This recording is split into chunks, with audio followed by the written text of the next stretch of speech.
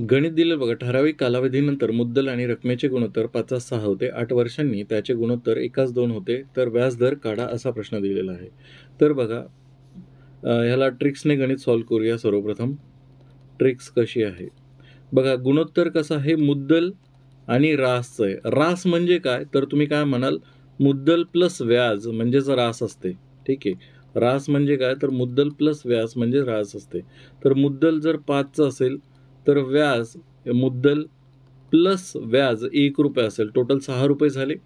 त्याच्यानंतर मुद्दल झालेली आहे तुमची 8 वर्षानंतर. ही कधी झालेली आहे, 8 इयर्स नंतर, 8 वर्षानंतर, अजून 8 वर्षानंतर. ठीक आहे, 8 वर्षानंतर किती होईल, 1/2 होत आहे. पण मुद्दल समान पाहिजे. इथे 5 आहे तर इथे 5 करण्यासाठी मी जर इथे 5ने गुणलं तर ही इकडे 2 होतं. इथे जर 5ने गुणलं तर हा 5 झाला आणि हा किती झाला, 10 झाला. मग 10ला मी कसं म्हणू शकतो की मुद्दल तर 5 रुपये आहे पण इंटरेस्ट किती भेटला, 5 रुपये भेटला. म्हणजे पहिले व्याज माझं 1 रुपया होतं, आता व्याज झालंय 5. म्हणजे 8 वर्षामध्ये, 8 वर्षात मला 4 व्याज एक्स्ट्रा मिळालेलं आहे बघा. मग आता सरळ व्याजाचं जर सूत्र लावलं तर 5 रुपयावरती मुद्दल आहे 5 रुपयाची, 8 वर्षावरती काय झालेलं आहे, 4 रुपये व्याज भेटलंय तुम्हाला. दर काढायचा आहे भागीला 100. 8×5 = 40. हा आर जशाल तसा लिहिला, हा 100 तिकडे पाठवला. 4 गुणिला 100, हा 40 इथे भागाकारात आणला. 4×10 = 40. हा 0 कटला, किती आले, 10%. ही काय झाली, शॉर्ट ट्रिक. आता कन्सेप्ट समजून घेऊ आपण. ठीक आहे,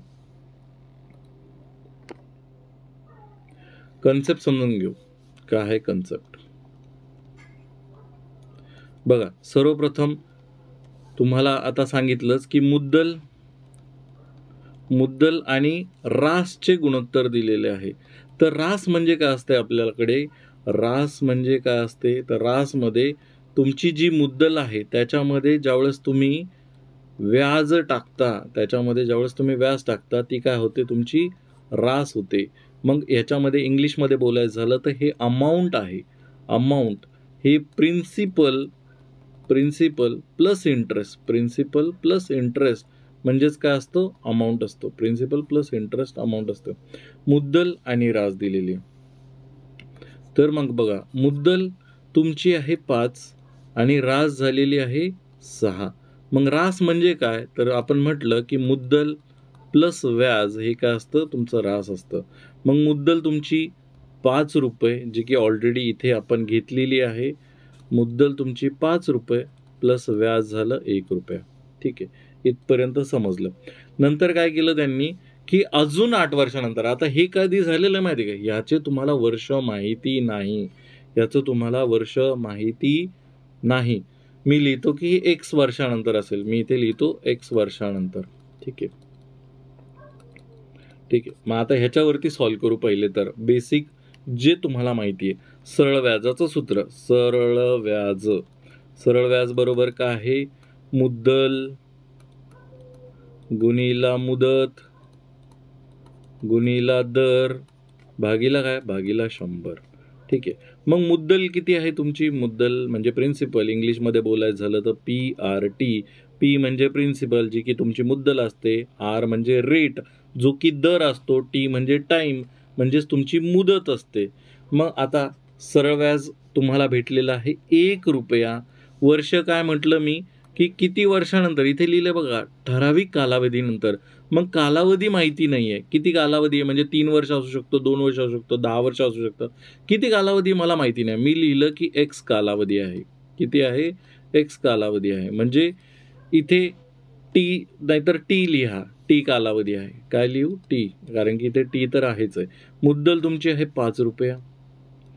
मुदत म्हणजेच कालावधी, मी लिहिला की टी कालावधी, किंवा तुम्ही इथे एक्स पण घेऊ शकता.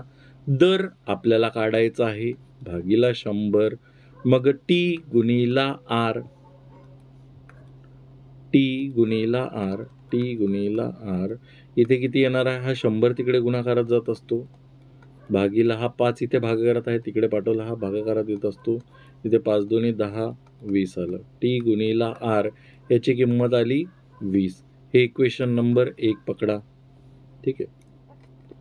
त्याच्यानंतर बघा त्याच्यानंतर हे जे टी कालावधी आहे त्याच्यानंतर अजून 8 वर्षानंतर असं म्हटलं बघा, 8 वर्षांनी म्हणजे ह्या कालावधीच्या अजून 8 वर्षांनी म्हणजेच काय T+8 कालावधी आता काय झाला T+8 झाला. ठीक आहे, हा झाला तुमचा कालावधी. पुढच्या वेळेस मग तुमची मुद्दल 1 होती, रास तुमची 2 होती, पण आपण इथे मुद्दल किती घेतली आहे? इथे मुद्दल घेतली 5. मग मुद्दल समान करून घेऊ.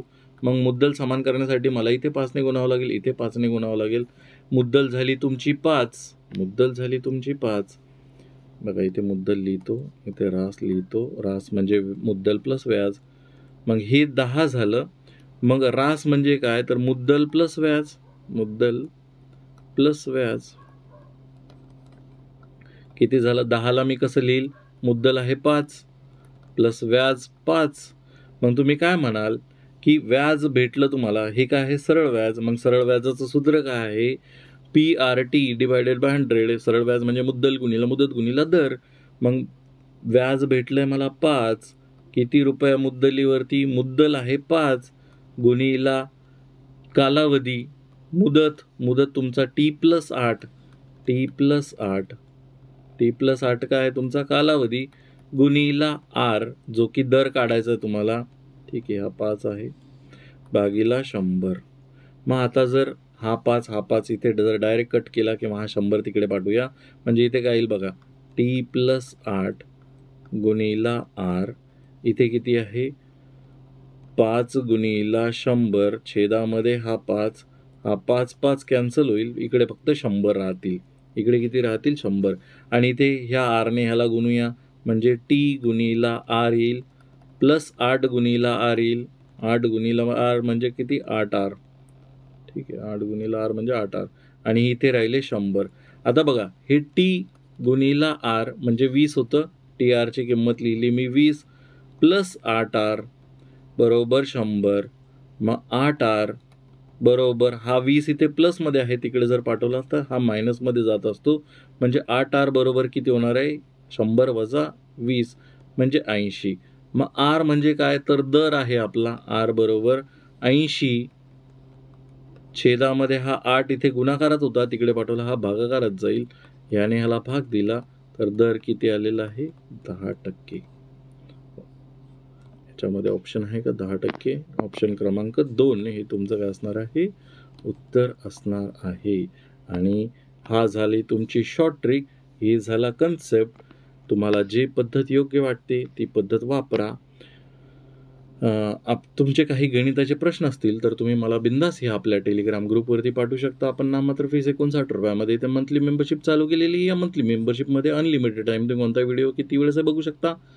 आणि तुम्ही ह्या मेंबरशिपचा फायदा एका महिन्यातसुद्धा म्हणजे 59 रुपयात घेऊ शकता. आणि इथे नमूद करा की ही ऑटो पे आहे, ही यूट्यूबद्वारे झालेलं आहे, माझ्याद्वारे नाही. तर तुम्ही ह्याला कृपया करून ज्यावेळेस फर्स्ट टाईम का होईना रजिस्टर कराल, ऑटो पे कॅन्सल करा किंवा मेंबरशिप कॅन्सल करा. जे काही तुम्हाला योग्य वाटतं त्या पद्धत करा. आणि हे सगळे जे व्हिडिओ आहेत ते बघा. आपले एक व्हॉट्सअप चॅनलसुद्धा आहे, त्याला कनेक्ट होण्यासाठी तुम्ही राईट साईडचा QR कोड स्कॅन करू शकता. धन्यवाद.